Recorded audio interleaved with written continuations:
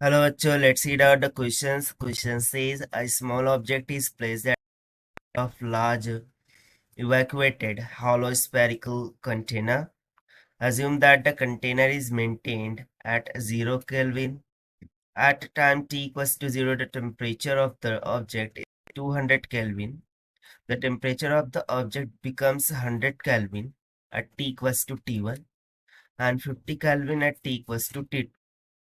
The object and the container to be ideal black bodies. The heat capacity of the object does not depend on temperature. The ratio of T2 by T1 is. So यहाँ पर हमसे बोला जा रहा है कि एक small object है, उसको सेंटर पर लग दिया जाता है at a large evacuated hollow spherical container पे। So time T equals to 0 पर जो टेम्परेचर है वो 0 केल्विन की इक्वल है, but the temperature of the body यानी कि ऑब्जेक्ट वो 8 केल्विन के बराबर है, और जो टेम्परेचर ऑफ ऑब्जेक्ट है वो टाइम T1 पर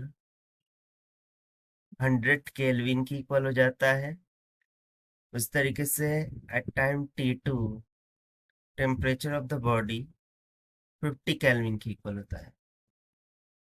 While it is assumed that the object and container are ideal black bodies. Ideal black bodies का मीनिंग बोले तो जो हीट कैपेसिटी होंगी ऑब्जेक्ट की वो टेम्परेचर पर डिपेंड्स नहीं करेंगी।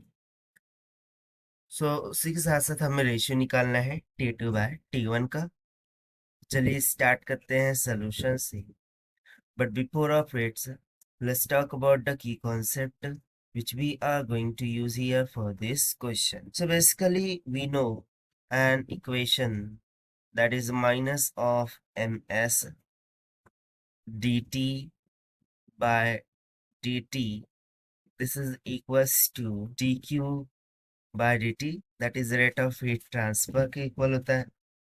एंड ये जो बेसिकली स्टेफन्स लॉ से किसकी इक्वल हो जाता है, sigma times of E times of A times of temperature to the power 4। तो बेसिकली ये कहाँ से आता है, स्टेफन्स लॉ से आता है। सो हम स्टेफन्स लॉ इस कॉन्सेप्ट को यहाँ पर यूज करेंगे। तो चलिए हम इक्वेशन से क्या करते हैं, इन दोनों को इक्वेट करते हैं, that is minus of M S D T by D T, ये किसके इक्वल है, sigma times of E A T to the power 4। से यहाँ से हम बोल सकते हैं कि minus of D T by D T, this is equals to sigma A T to the power 4, M S उधर जाके डिवाइड कर देगा ना। यहाँ पर हमने ई को निगलेक्ट किया है because according to the question इसका वैल्यू किसकी इक्वल है, 1 की equal, as the heat capacity does not depends on temperature. Now we will take integration on both sides. So उसके लिए हमें dt के बाद में t की टर्म रखना होगा। So dt by t to the power 4 इस तरीके से लिख देते हैं with negative sign, and this will be equals to sigma times of a divided by ms, इसको हम as it is रखते हैं, और यहाँ पर इंटीग्रल में हम dt ले लेंगे। So यहाँ पर अब इंटीग्रल लगा देते हैं with temperature varying from initial to final, that is Ti to Tf, और यहाँ पर टाइम T1 to T2 हो जाएगा। So this will become 1/3, okay, इसका इंटीग्रल हो जाएगा 1/3। So T का माइनस क्यूब, तो T का प्लस क्यूब हो जाएगा। यदि मैं अपर और लोअर लिमिट भी रख दूँ तो हमें मिल जाएगा 1/T³ F माइनस में 1/ इनिशियल टेम्परेचर का cube, this will be equals to sigma A by M S. ये तो कांस्टेंट था, आउटसाइड द इंटीग्रल होगा और आउटसाइड द ब्रैकेट होगा, inside of the bracket final time minus initial time, इस तरीके से हम रख देंगे। इसको हम टी आई और टी एफ ले रहे हैं। सो फर्दर इसको सिंप्लीफाई करते हैं, that is sigma a divided by M s. So सबसे पहले तो हम फर्स्ट केस के लिए डिस्कस करेंगे कि जब टाइम 0 से T1 था, ओके, जब टाइम 0 से T1 हो रहा है, सो उस केस के लिए क्या हो जाएगा, final time T1 minus initial time 0 उसको हम डिवाइड कर देंगे sigma A M S, okay, sigma A by M S 0 से T2 के लिए। So initial time 0, final time T2।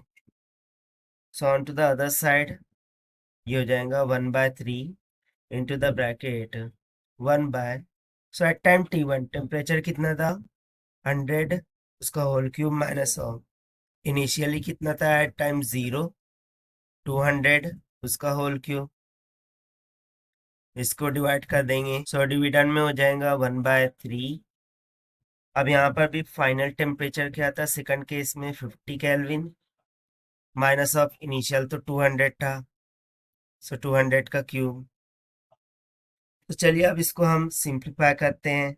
सो ऐसे ये देखिए ये पूरी टर्म तो कैंसिल हो गई, सिंपली हमें रेशियो मिल जाएगा T1/T2 का। सो देखिए यहाँ से 1/3 और 1/3 ये दोनों भी कैंसिल आउट हो जाएंगे, 1/3 कैंसिल।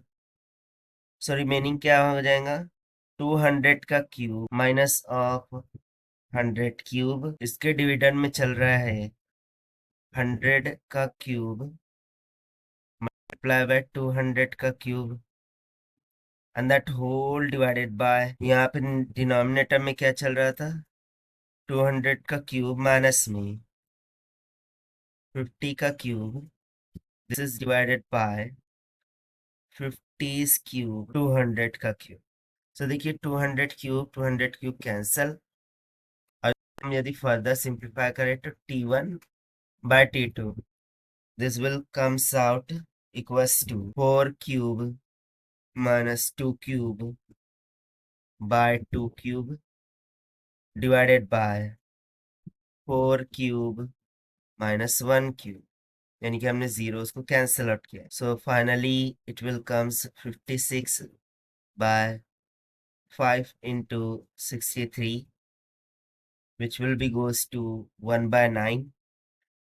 अकॉर्डिंग टू क्वेश्चन हमसे T2/T1 का मान पूछा है, so therefore the required ratio of T2/T1 this will be comes out equals to 9, and therefore this is going to be the required answer to this question which we have solved by using the Stephen's law.